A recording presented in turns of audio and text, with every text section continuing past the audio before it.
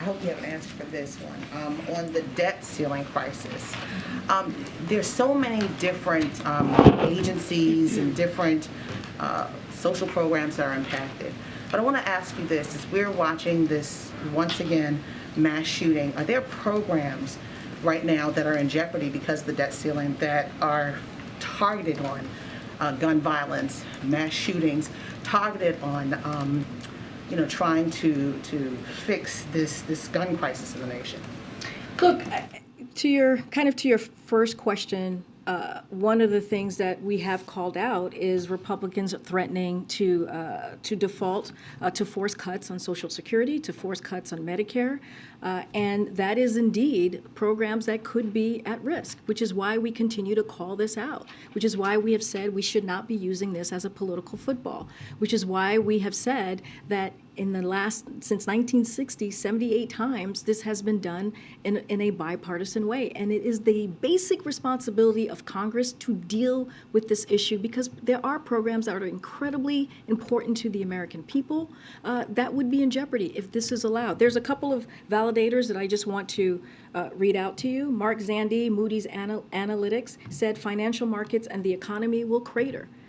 Larry Summers, former Treasury Secretary that many of you speak with, a default would be catastrophic. It would mean higher borrowing costs forever. And lastly, Wendy Elderberg from Brookings, it's playing a game with the U.S. economy and people's lives that I think is irresponsible. So yes, there are programs that will definitely be at risk if this is the direction that Republicans in the House decide to take.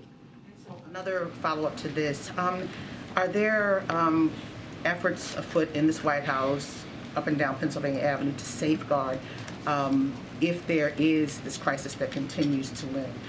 For instance, you talked about Social Security checks, not just Social Security, Medicaid, Medicare, and military checks and other items.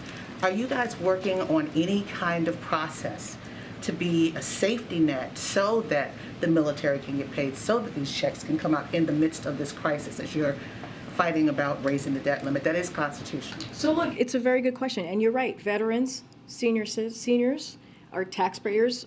This is if Republicans go down this road, they will be the ones who are hurting here. We're going to continue to do what you've been seeing us do and hearing us from myself, from this president, which is call this out and say very clearly that Congress should get this done without conditions. And that's what you're going to continue to hear from us. Are there any meetings, any conversations about Plan B, Plan C, Plan D, if this does go into that moment where checks are held I hear up? your question. I'm saying there shouldn't be a Plan A, Plan B, Plan C. There should not be. This should be done without conditions. We should not be negotiating around this.